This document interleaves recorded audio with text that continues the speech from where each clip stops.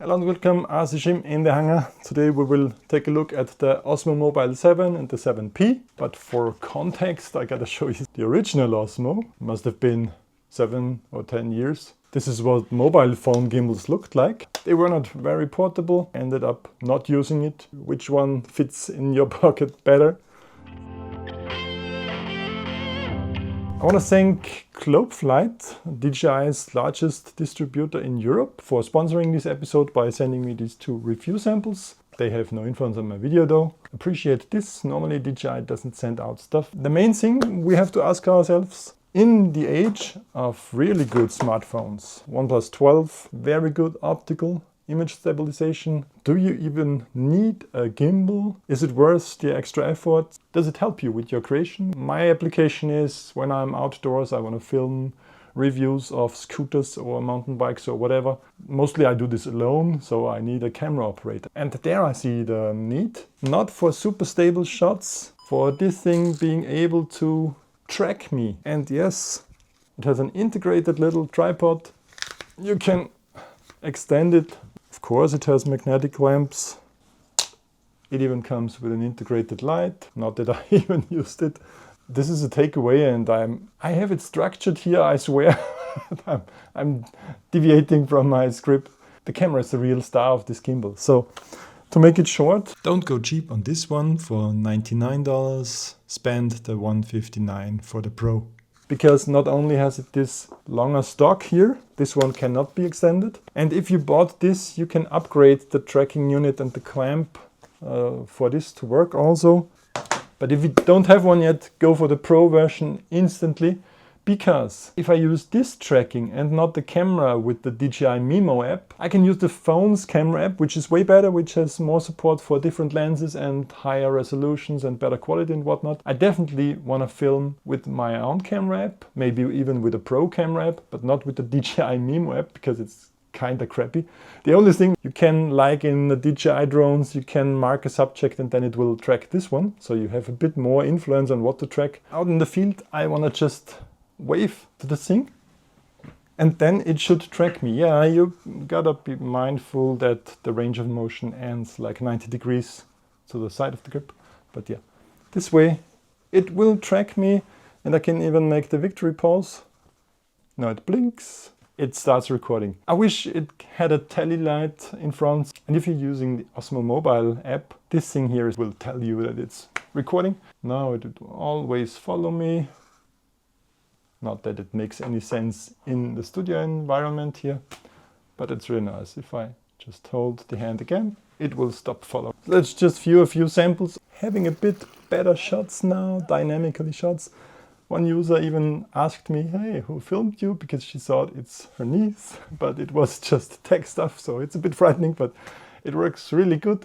The only part where it doesn't work, if you, like in my example, I blasted by the camera with my scooter and it would have needed to be able to turn super fast, which it isn't, so it lost me. If you don't blast through the image of the gimbal, it is good enough tracking me.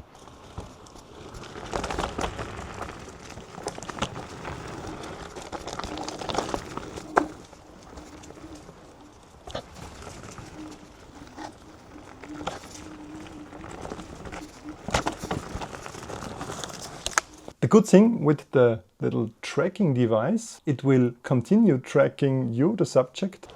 Hello.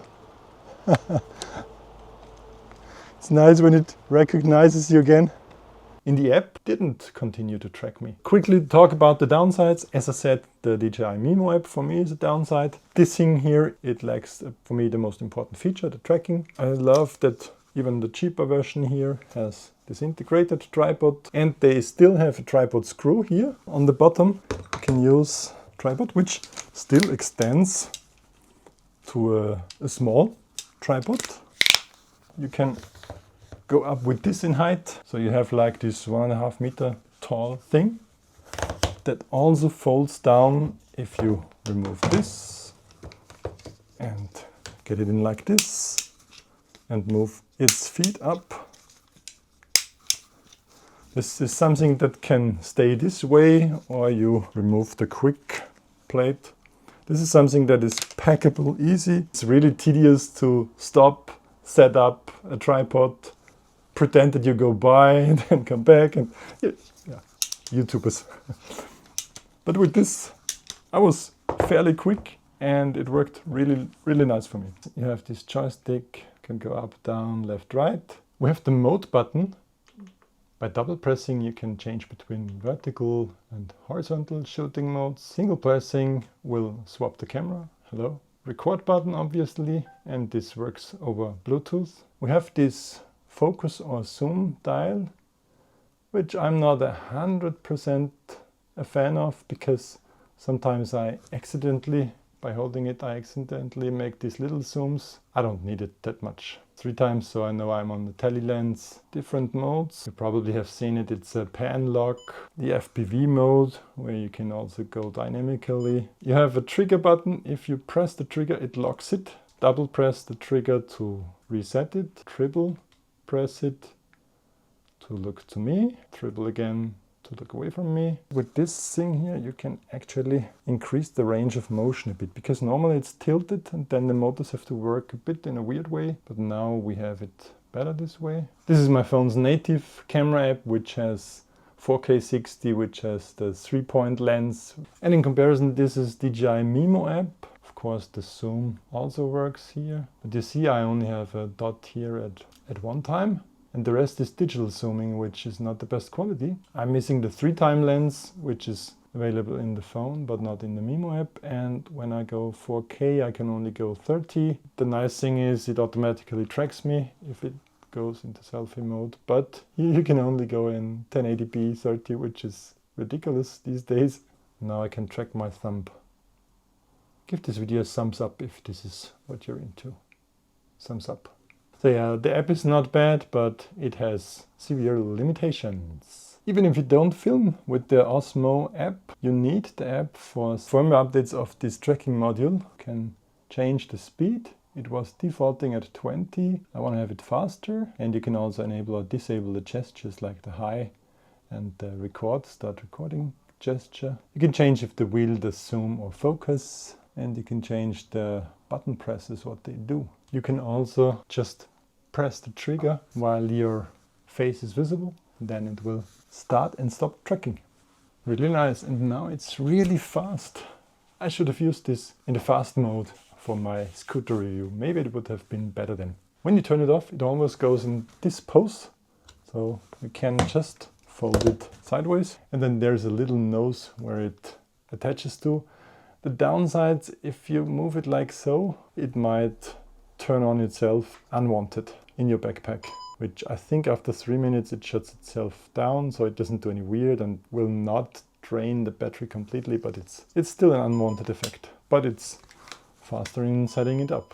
You can forcibly move it horizontal or vertical and it will understand what you want from it. Weird to do it that way, but if you don't remember the double press, you can just force it in a position. You see, it can also be used upside down. I love the tracking. It's faster now. I wish I knew this earlier. The tracking is for me the killer feature. Just for stable shots, you can get away with this, but phones are really good at stabilizing on their own, so you don't need the gimbal anymore. With this you get a little bit of a selfie stick, a tripod, a super quick to set up tripod.